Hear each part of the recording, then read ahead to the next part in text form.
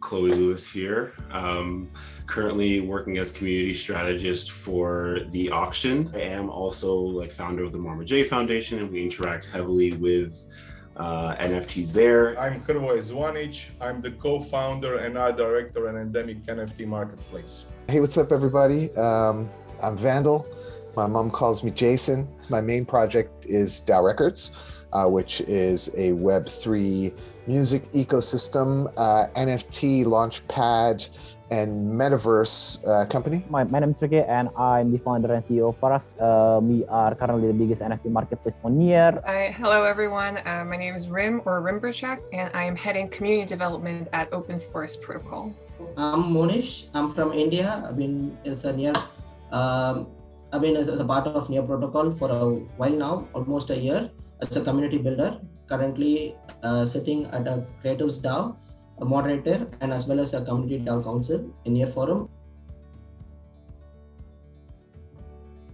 Yeah, I think it's a matter of using the imagination because it's really hard to sort of confine NFTs to a box. I think it's really up to our imaginations to really see the many different use cases for NFTs. And I guess the primary one that we have seen, and I think the one that's really kind of spurred on the innovation with NFTs has been crypto art.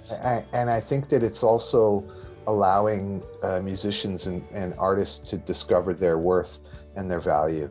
And, just kind of seeing how the market reacts to, their NFTs when they sell them.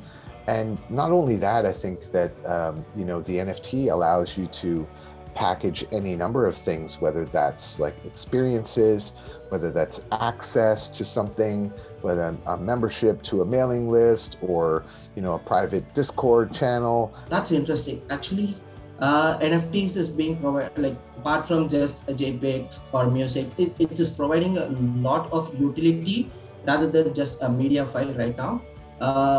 Especially with the DAOs, with the Near Protocol, that is giving out a great extent of a potential to grow.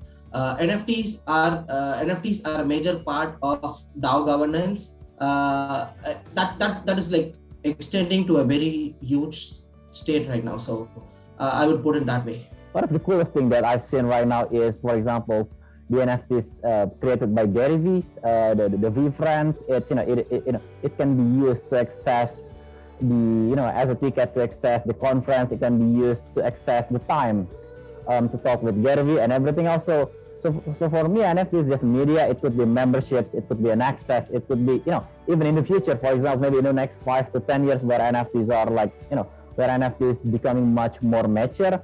Hopefully the government could create a land certificate with NFTs, or maybe a birth certificate with NFTs, and there will be a lot more other opportunities that can be done with NFTs. So NFTs for me is just a media where you can prove your ownership digitally. The way that we use NFTs is really true to NFT as a technology. There are essentially two ways to represent certain assets on chain. One is FT fungible tokens and the other is NFT non-fungible tokens. And we often associate NFTs as media art, digital art, because of NFTs being a medium for basically digital media. And we are using NFTs also in that fashion, but to represent forest plots. So every time that a forest project says, I want to use OFP in order to use its monitoring service, they register on OFP by minting an NFT that represents the area, the coordinates, and the satellite image of their forest land that they're going to plant trees in. So we do this because, first of all, every forest project is unique. It's non-fungible. It has to be represented in that way because the coordinates are unique to them. Yeah, so I'm an old dude at this point in time in life, and I've seen various different musical formats come and go, from vinyl to cassettes to mini discs to CDs to MP3s, And as we moved sort of to more digital native music, I noticed the value of music decrease. And I think that once we got to streaming platforms, the value for music, especially in digital form, became so low that, you know, the average artist wasn't able to really make anything out of it at all. And it was kind of just, you know, there because they had to have a presence, essentially, like kind of like someone would create a CD, even though no one was buying CDs, you still needed to have the presence there in the record store, right? So NFTs came around, and especially for music and other forms of content, music specifically, because it had been devalued so much. You know, you look at an NFT and you look at how the creator, the minter of the NFT, can assign whatever value they want to it. The relationship between it, its content, and the purchaser is direct. I think one thing that we'll see more is we'll broaden the perspective or content of NFTs beyond simply art. And one use case would obviously be ours, where you can represent a real world asset, an actual geolocation through NFTs, and then, you know, use that data for purposes that affect the physical world, such as regeneration of a certain forest area, and then being able to attach a certain identity or certain assets to it. For instance, like we could say, from the data that is represented on this forest NFT, you can generate carbon credits, given that you can calculate, you have the right data, you can calculate how much carbon has been sequestered. So this would be a very new way that we haven't seen before of linking the on-chain world and the off-chain world, and in a very climate positive way, using NFTs. Let's say how I explained it to my mom and dad. He's a Juventus fan, and then you're going to see this football match, but you also want a memento, you want a memorabilia that you can hold on to.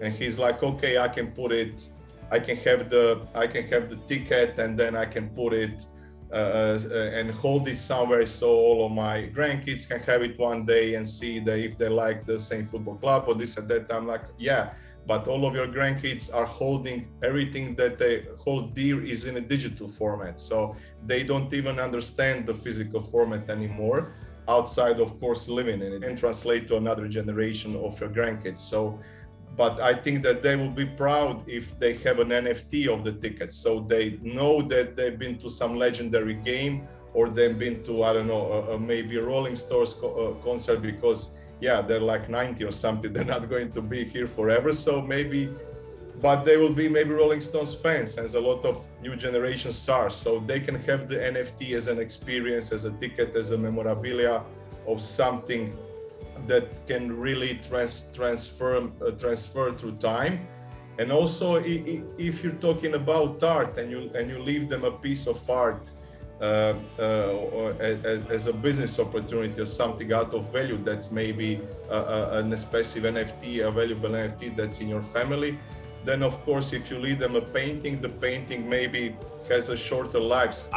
Usually I try and explain a lot of these concepts with the idea that we already kind of have these kind of ecosystems where the entire world is basically digital, the currency is digital, the assets are digital, some of them are scarce, they have different rarities, and they have utility. And people are already willing to spend countless hours, days, months, years to get better at accessing these goods, to get better at collaborating about these goods. There's guilds where people will train and practice week after week to be able to beat bosses and get certain gear. And so a lot, in my opinion, NFTs is very similar to what we already see in Fortnite, for example. The idea that, you know, you could be playing your favorite game, or you could be doing what you're already doing. And then your effort and your time could be valued beyond the game. And so if you do decide just by chance, hey, you know what, I want to do something else in my life, I want to do a new skill or a new hobby, or just try something new that maybe I'm not good at yet, I can still have these assets from this previous skill set, move them over to a new category, and that can fund a new skill set that I want to learn. More family oriented, and it's a smaller chain, but in my opinion, when we first even started talking about the NIR, I always viewed it as a top 10 chain In the long term, I just see the NEAR being something that is growing really organically, that is taking care of their artists and the NFT community also, and that is having the tech and the understanding of tech that it's really perfect for the future and perfect for the future of the planet. First of all, NEAR has like for me personally, it has the best tech team, which means they deliver the best tech compared to all the other blockchains out there. So from scalability, I really believe in like a horizontal scaling compared to vertical scaling, and sharding is actually horizontal scaling. So I totally believe in what the NEAR team did with their sharding with the blockchains kind of thing. And not only that, I mean, the NEAR Foundation, they're really helpful. They really help us a lot. All the other projects, smaller projects, even got a lot of attention from them. NEAR has been one of an ever welcoming community that you'll ever be.